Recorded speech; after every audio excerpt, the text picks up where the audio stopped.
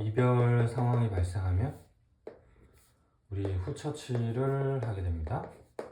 그 다음에 바로 재회가 되는 경우가 있고요.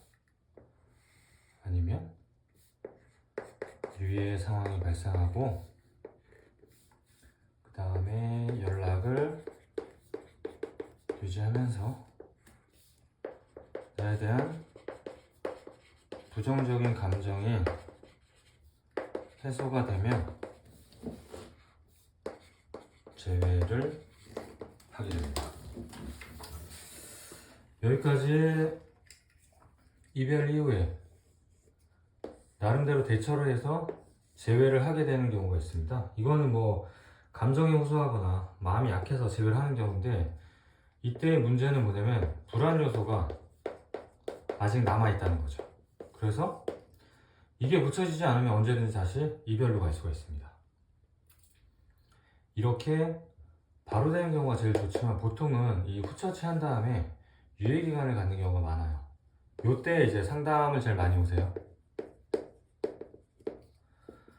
내가 해볼 대로 해서 안 됐기 때문에 이때 많이 오세요. 자, 유예기간을 갖는다는 건 뭐냐면, 그래, 네 말이 무슨 말인지 알겠는데 당장은 재회하기 싫다. 왜 그럴까요?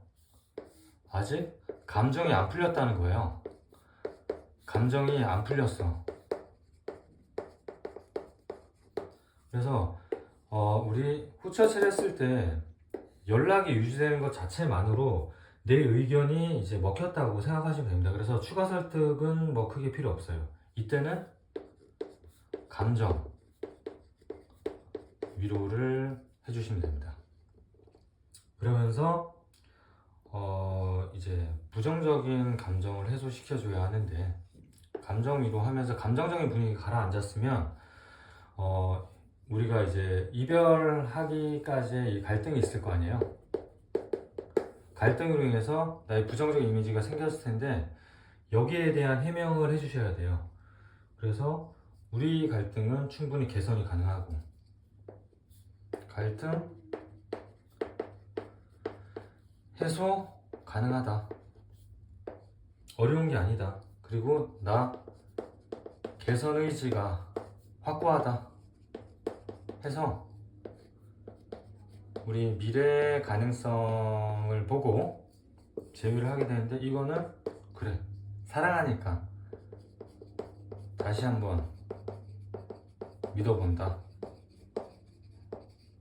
이렇게 해서 재회가 되는 경우입니다. 보통 이별에서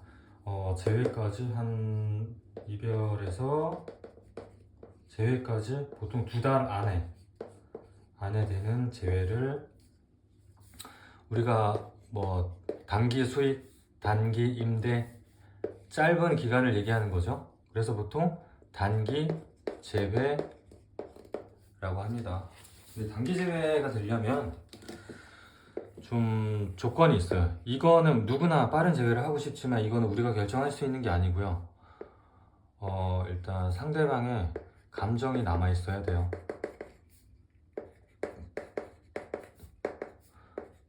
남아 있어야 된다.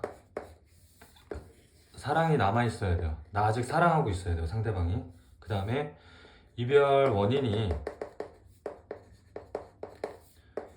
심각하지 않아야 돼요.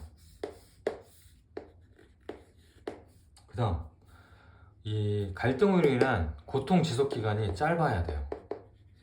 고통 지속 기간이 짧아야 돼. 그래야지 빨리 감정 위로가 되거든요. 6개월 내내 속삭였어. 그러면 이게 며칠 만에 감정 위로가 되겠나요? 절대 안 되죠. 트라우마가 생기고, 지속 기간이 길다 보면 트라우마가 생기고 고정관념이 생겼기 때문에 빠른 시일 내에 회복이 될 수가 없습니다. 그래서 고통 지속 기간이 짧아야 된다. 그 다음에 결론은 고통 기간이 짧으니까 고정관념이 생기기 전이야. 쟤는 절대 안 변해, 이러면 안 되겠죠.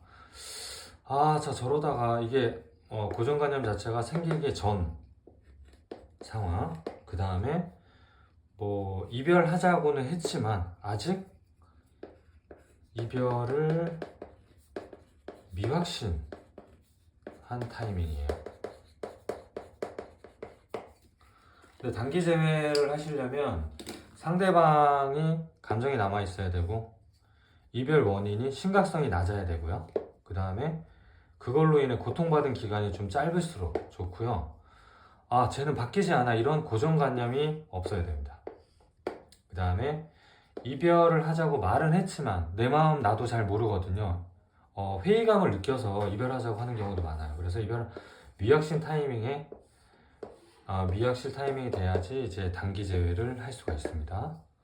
단기 재회 조건은 이 정도니까 만약에 여기에서 벗어난다 그러면 일단 재회 기간을 좀 잡으셔야 돼요. 단기 재회는 여기까지 하도록 하고요.